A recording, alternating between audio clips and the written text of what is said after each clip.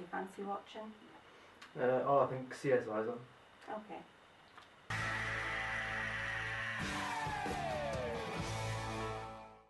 In what way does your music video use the conventions you found in your music analysis?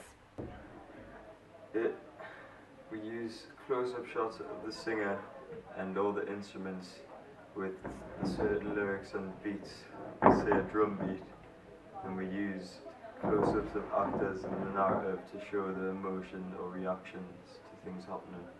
So do you think you followed any conventions from theorists? Well, we used Claude Levi-Strauss's theory of binary opposites, as we represented the binary opposite of darkness and light through the physical and mental state of the main character whilst he was trying to battle his drug addiction.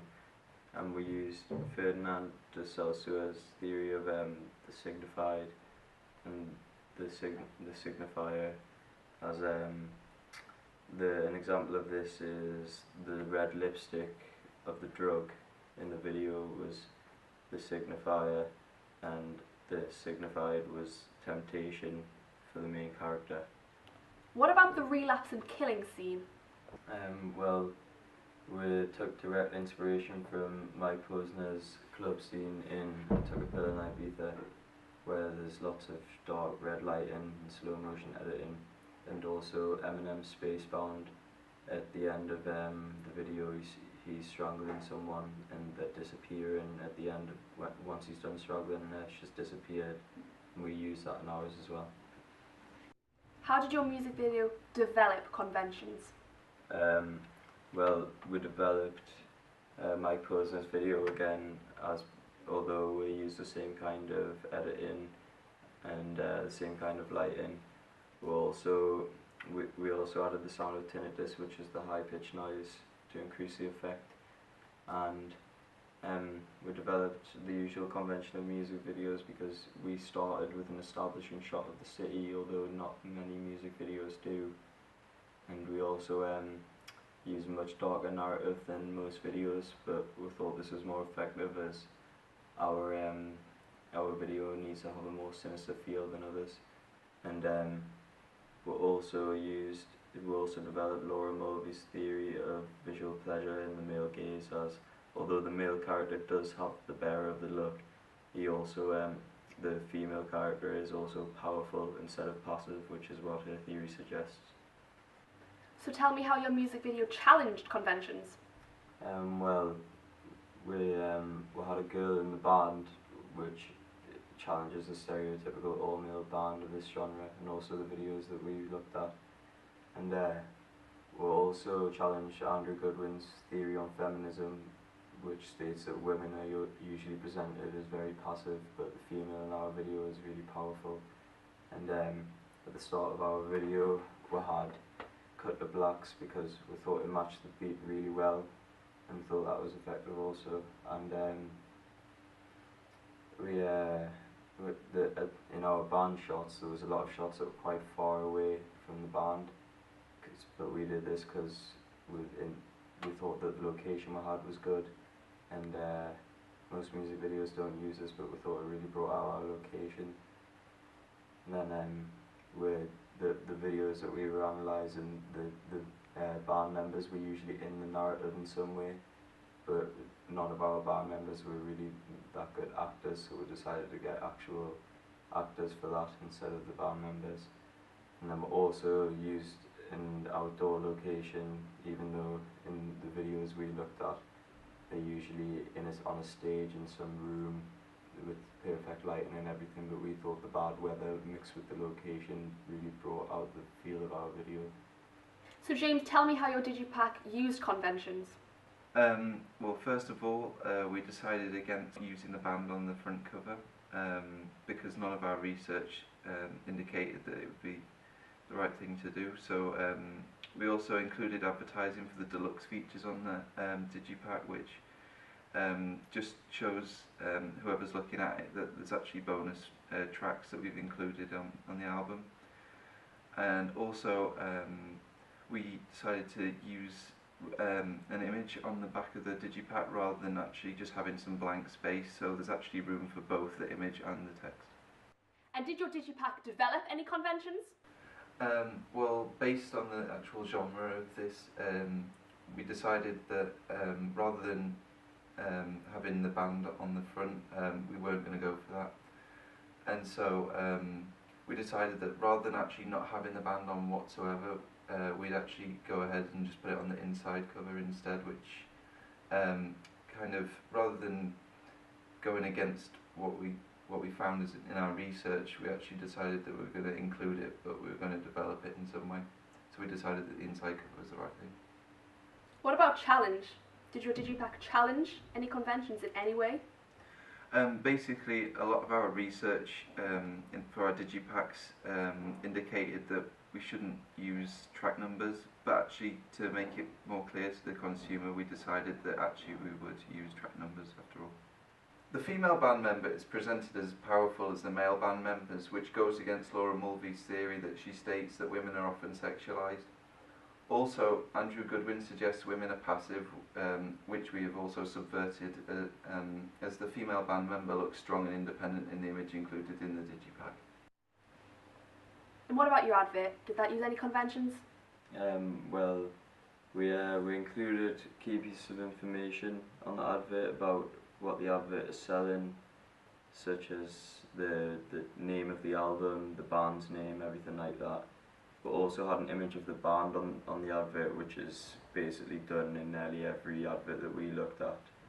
And we had social media logos and like a website URL at the bottom so that the audience could know where to go and find more information about the band if they needed to, and the album as well. And then we also had a disclaimer notice, which is basically the copyright laws regarding the album and everything like that at the bottom, which is used on some of the adverts that we looked at. And how did your advert develop conventions? Well, we sort of developed the image on the advert because instead of having the image that we took taking up the full page, we put it in a frame on a different coloured background, and we did this because we thought that the black background was more effective than the background of the actual image itself. And finally, how did your advert challenge the conventions?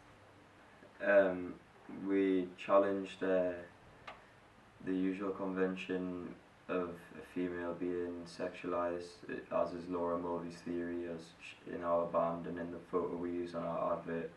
She's presented as powerful and equal to the males, and it also challenges Andrew Goodwin as she's not presented as voyeuristic or passive as he said, and we also challenged what would usually be done on a band picture. The band would be equally spaced apart, but in our image the female is positioned slightly further away from the two males and the males are closer together, and this is to show that the female is independent on her own. She doesn't need males to depend on, which also challenges the theories I said before. Oh, that's rubbish. No. Welcome to Oats Under the Hammer. Oh, Come Dine With Me's on. Certainly watch that. In tonight's episode of Come Dine With Me, we're in the evaluations house. She'll be serving an analysis of how urban Rapture use media technologies. The guests that will be accompanying her tonight is research, construction and planning. So, how did Urban Rapture use media technologies to create their new music video? What about how they used media technologies in the research part? Urban Rapture used Blogger for all of their research, for the music video, the advert and the digipack.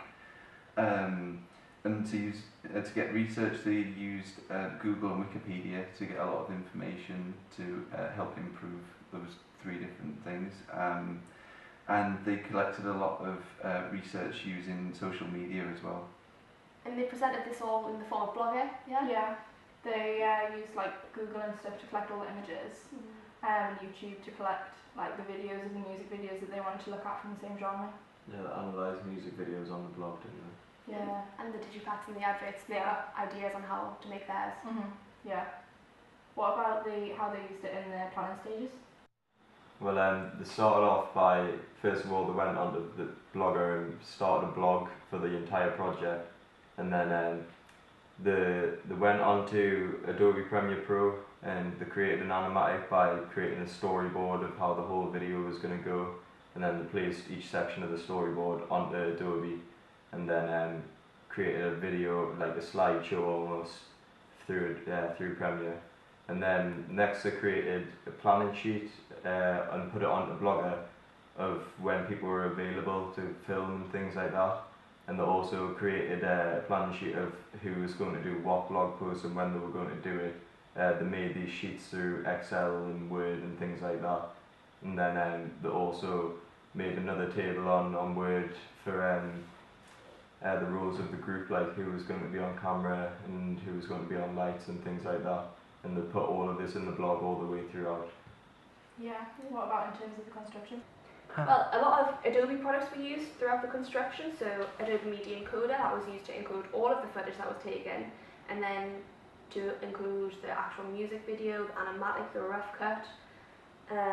Adobe Premiere Pro was used, so that was to do all the editing of, again, the animatic, the final cut and the rough cut. Adobe Photoshop, that was used through the digipack and advert process. That's when they manipulated their photos.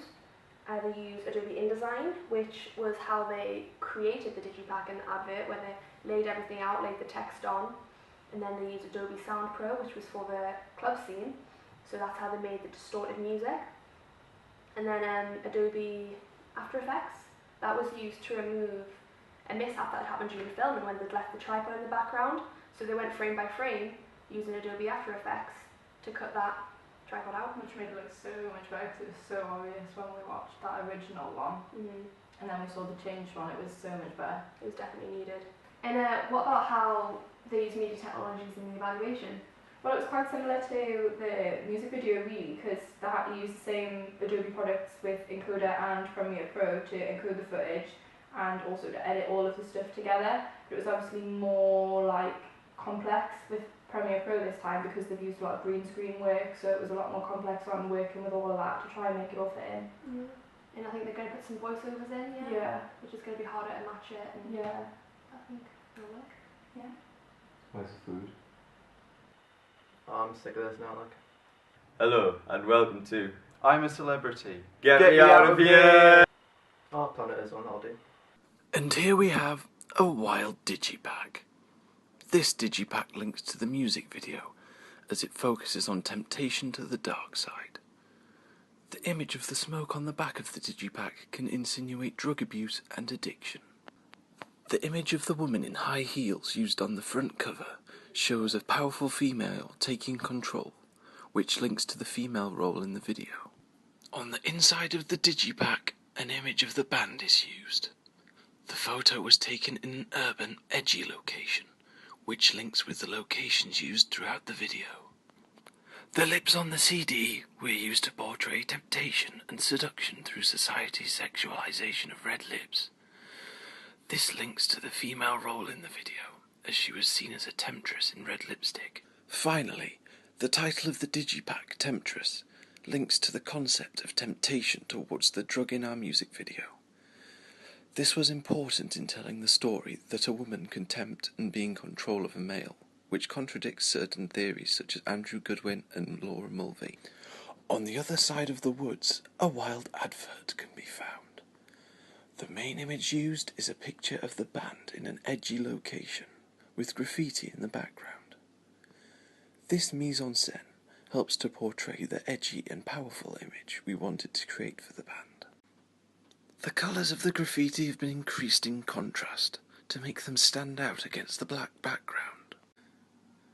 The black background of the poster links to the dark narrative of the music video, whereas the light picture of the band in front of the graffiti links with how the band is presented in their performance of the music video.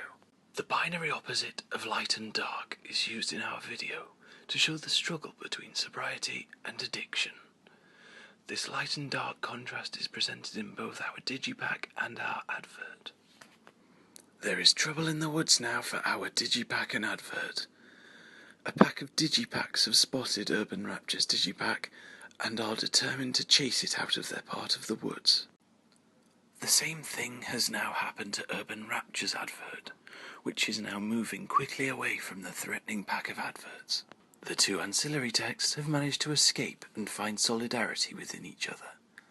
The digipack and the advert recognise each other due to the same font being used on them for the band's name Urban Rapture and the album title Temptress. They also both use a very dark palette of colours linking to the video. The use of red on both is key, as it is a colour commonly used throughout the video, as it has connotations of both danger and desire. Finally, together, the digipack and advert will work in harmony to protect themselves and be a successful duo, effectively linking to Urban Rapture's music video. Passes the remote, it's 10 o'clock, the news is starting. Good evening and welcome to BBC News at 10. Tonight we're live in the studio asking Urban Rapture's audience for feedback on their rough cut, final cut, digipack and advert. Over to Annabelle, who's interviewing our panel of guests. I am here with Ade and Ruby, who have these opinions to express about the rough cut. In the rough cut, right, I feel like the band could have been like in a different location and maybe new band members. I don't really like those guys. I thought in the acting there was a lot of chemistry between the two actors, and also a lot of the narrative footage was quite dark, so therefore it turned out quite grainy. Now here are their opinions on the final cut. In the final cut, the location was much better, and I think the performance by the band, that was much more convincing. Through better shots, better acting and better lighting in the final cut, the narrative was much easier to understand and really shone through. Next is their opinions on the digipack. I like how the title and the CD link together with the Temptress and the red lips. Good touch. And I also like how it shows the empowering and the power of the dominance of the woman, of the female stun on the guy's man. I really like the back cover on the digipack because the smoke sort of captures that mystery that came through in the video. And finally, we shall ask their opinions about the advert. I think the advert's quite nice. I mean, it's got good colour in it, a bit of character, and it seems like the bandmates, like each of them was just posing for a different picture. I like the colours that are used on the band name, and also the font matches the actual name of the band.